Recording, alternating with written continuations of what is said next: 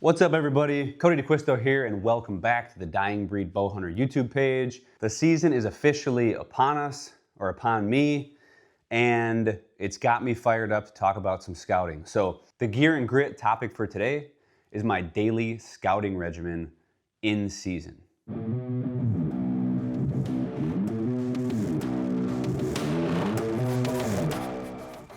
So a lot of the questions I've been getting are very scouting specific, a lot of niche topics about scouting.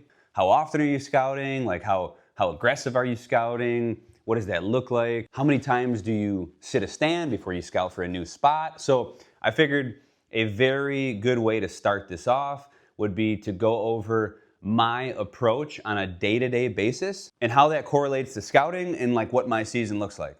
So I'm gonna start this off by saying I'm a firm believer that scouting is the most important element of whitetail hunting, 100% hands down. My general rule of thumb is that if I don't feel confident that I'm going to kill in a spot, I would rather not even hunt or sit there. So my mission on a day-to-day basis throughout a season is to find a spot that I am very confident about for every single sit. So does that mean I'm scouting every day I'm hunting? Absolutely. The only time I wouldn't scout when I was hunting is if I was so confident and had a couple moves planned before I had to gather any more intel. So my general system is this. I do most of my scouting late morning into midday and going into the evening hunt.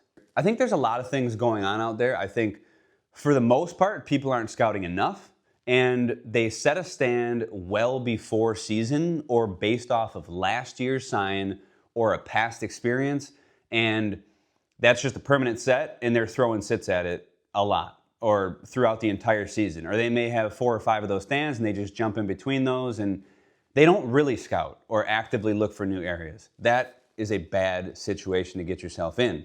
For those of you who listen to some stuff that I've done on podcasts, I don't mean to regurgitate here, but I'm a big advocate into coming into the season or coming into a new property or a property you may know or feel like you know like the back of your hand. I always come into them in the same way every season, and I try to blank slate it.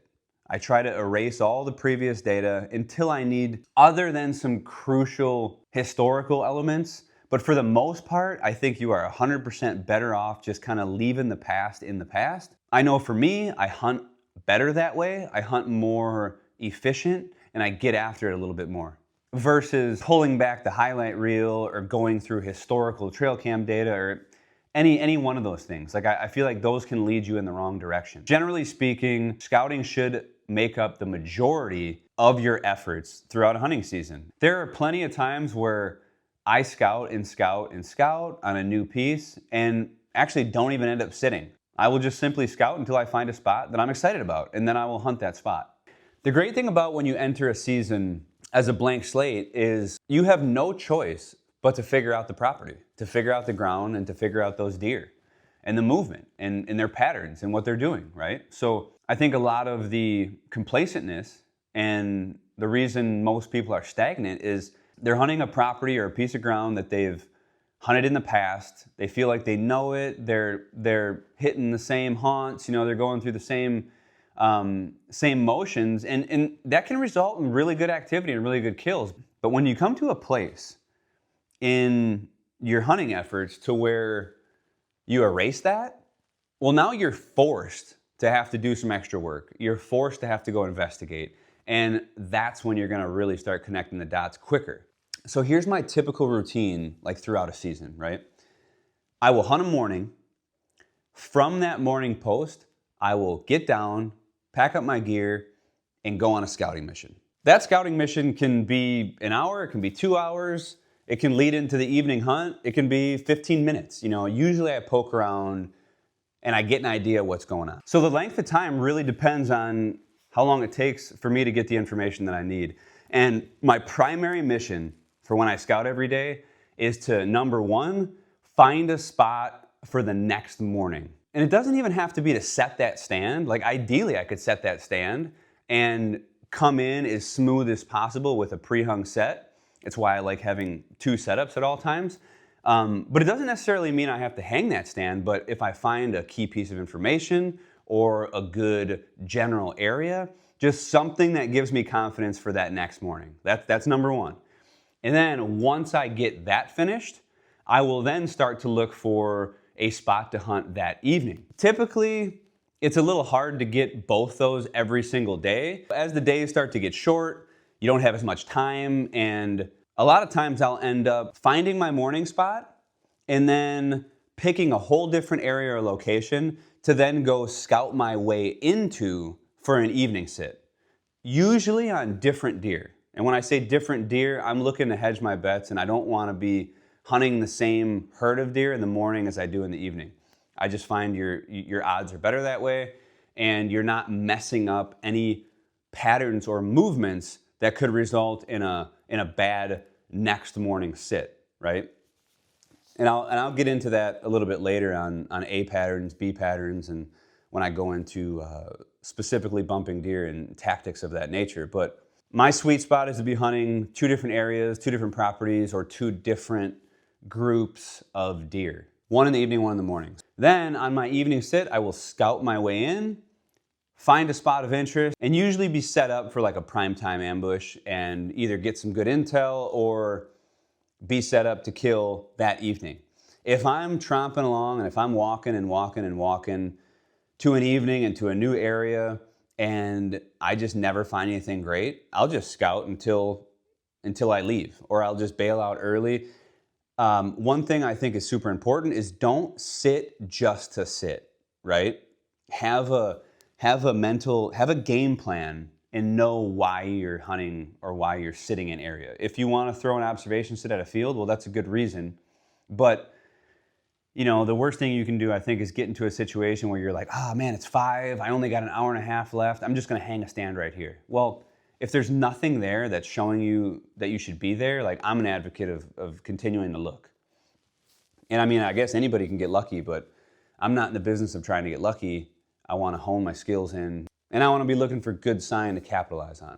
I repeat this every day. And usually the only times I'll sit a spot more than once is if I had a really good hunt and it went undetected, or I had reason to believe that a different target deer would be in there or new deer would be coming through. So I'll keep those spots in my mind, but typically I'm moving and bobbing and weaving, right?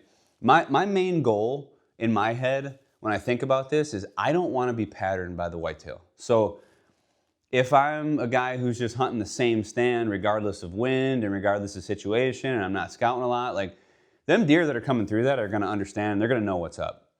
Your best crack at a deer and your best sits will always be your first sits. In new spots, in fresh areas, and there's no arguing that. So the more you can move and the more you can make that a reoccurrence, the better off you're going to be. Now, on that same coin, I don't feel you should move just to move. Moving just to move is just stupidity. If you don't need to, if you're still in the good spot and you're still confident about killing and your wind is still good and the information's still there, then hunt it again. But complacency is the enemy. You don't want to be sitting there and you don't want to be burning a spot out, and you damn sure don't want to waste your time there when the deer know you're there. This is typically why I don't do a whole lot of out-of-season scouting. I mean, I will a little bit if I shed hunt a place, but I try not to put too much stake in what happens at a different time of year, especially during the summer and even late season. Like, it just gives you a different picture for a different time frame. So nothing beats real intel in the moment live, right? So you want to be on the freshest sign you can find at all times. So sometimes setting up a stand out of season can mean it's in the complete wrong. It might have been the right spot when you set it, but it could be the wrong spot now. And it's important that you check that out before you waste your time there. That's another thing. I like to not burn sits and just throw a shot in the dark if I'm not confident in the area. So I'll always try and investigate that area. This is where I believe people get screwed with trail cameras a lot. They rely on those trail cameras to give them the intel that they think is everything happening in the area, and it's only the smallest little fraction, and it results in more deer getting away than I think anything else. But that's a topic for another time. Here's another big point to reference. It's important that you take note into when you're scouting. If you decide not to sit in the morning because you didn't have a spot, and you instead go in at first light and start scouting, or if you're scouting late into the evening, you have to note that, and you have to understand that what you're seeing as far as moving deer is not going to be a clear picture of where they're holding up during the day. It's going to be more information on their travel route. What I mean by this is if you get down early, and you start scouting and you bump a big buck, and you might get all fired up like, oh, I bumped this buck. I know where he's bedded. I'm going to sneak in there. And it's very more likely that you moved him on his transition route and he isn't actually really held up there and bedded there. So it's another reason why I like to scout. I like to wait till later times in the morning where I'm pretty certain that these deer are actually kind of bedded up for the day.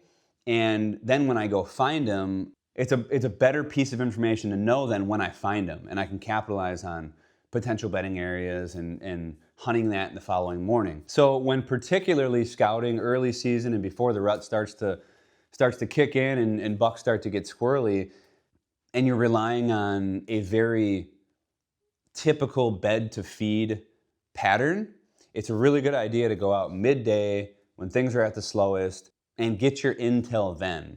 Likewise, as soon as the rut comes around and you're doing a lot of scouting, I hear it all the time as people find a big one held up, or they find this completely tore up area that looks like it would be a buck's bedroom or an area where they're bedded, and they get real excited about that and they start hunting it pretty hard. And actually the reality is that he probably had a doe pin down there, and yes, he was there, yes, he was bedded up there for probably a day, maybe 2, maybe 3, but he's long gone and he will not be back.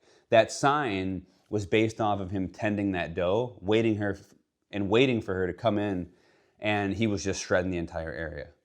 So throughout the season, I'll typically get 1 to 2 sits a day. I'll always hit the morning. I love the mornings first and foremost. And then the prime time in the evening, dawn and dusk, those are going to be your 2 best times to hit by far.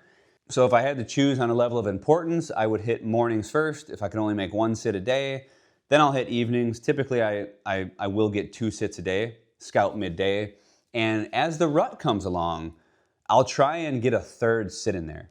And what I like to do here is I like to set up first and foremost on close to those feeding areas and food sources, and I will hit the first prime time hour close to that. And then as soon as the action dies off, I will hop down, do some low profile scouting to creep in closer to the fringes of the bedding area, and I'll actually set up for a late morning sit. Then I'll bail out early afternoon, get back to the van, take a load off, and then I'll go dive in for an evening ambush. I've never been one to sit all day. I like to move and continuously still have my finger on the pulse of what's going on. And that's kind of my routine for scouting during the rut. But nothing changes. From opening day to the end of season, it's hunt the morning, scout midday, hunt the evening. And that repeatable cycle will keep you in the game, keep you knowing what's going on your property, and result in much better activity on all your sits. So with this system, it's why I'm an advocate of having 2 mobile setups at all times. Anytime you can pre-hang your set for the next morning, you're gonna be more smooth and efficient getting in. But we never wanna be without a stand. There's been plenty of times where I've hung a stand thinking that it was a great spot for the next morning, left, and encountered better sign and a better spot after that. And that's a situation you don't want to be in. So you never want to be without a stand. So having 2 can really help. Having one that you can leave behind or in a tree if you need to, and then always one backup. I'd say probably at least 75% of my morning sits, I pack a stand in with me and hang them right then and there. And usually that's due to just me running out of time during the day and not being able to set it. At the very least, I try and have a stick with me, toss it up there and prep the tree if I can, or pick out a tree if I can. Another super important thing to mention is as you're scouting on a day-to-day basis, you have to be ready to capitalize on what you find.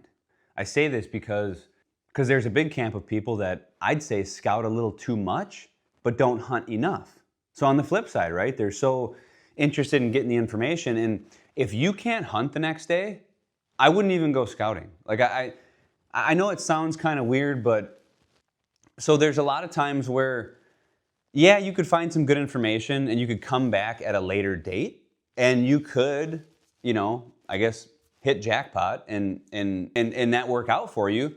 But also things change so quick during a season that I just don't put too much stock. I remember some of the hardest hunting I ever had was when I when I had a job just out of high school and I only had weekends. Like that's all I had was Friday, Saturday, Sunday.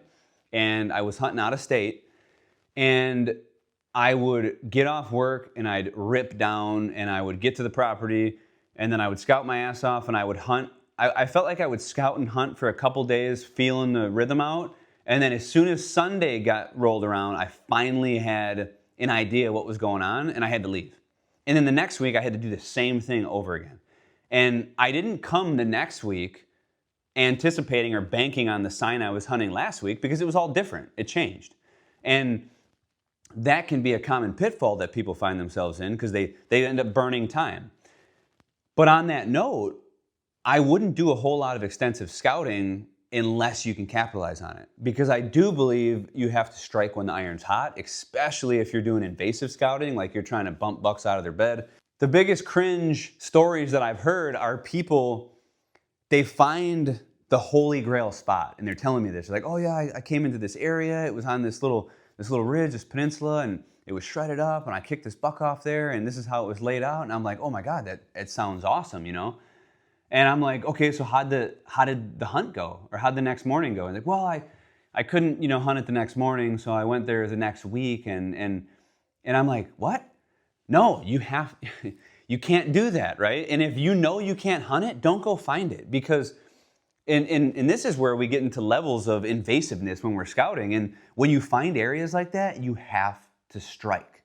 And based off of and this is where you have to be smart too about how crazy you go investigating that area. So in that scenario, he's like, oh yeah, so I looked around, I found these beds, I found this.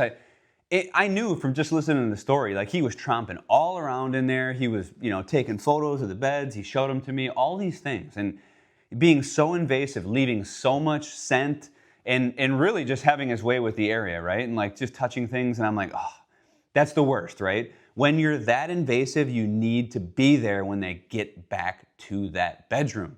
That's how you're going to get them killed. Now, and that's where you get the element of surprise. If you're not there and they come back, well, they're just going to smell that you were everywhere. They're going to be a little iffy about that. And they might not then come back. They might or they might not. But there's one thing for sure. If you're there, well, he's dead.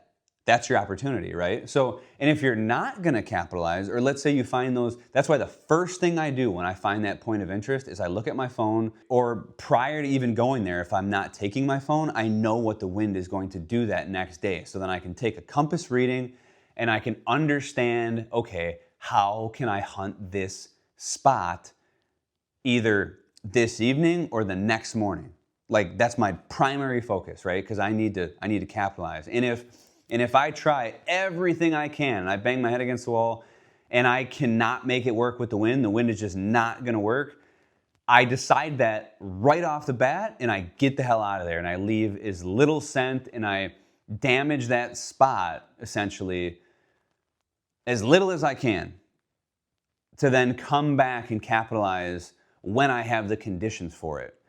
So for me to go spend 3 hours scouting to finally find that buck, to bump him up, and then to be like, oh yeah, well actually I gotta head home now.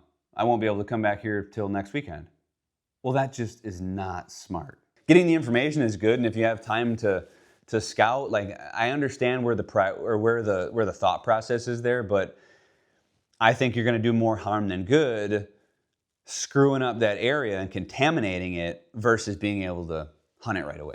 So that's an important part of capitalizing and striking when the iron's hot when you're scouting on a regular basis. Well, guys, I hope this gave a little insight to how often I scout, the frequency of my scouting missions, and what a typical day looks like for me in the season. Now, in future videos, we'll get into specific things I'm looking for at certain times of year, because that all changes, right? These scouting missions can be different.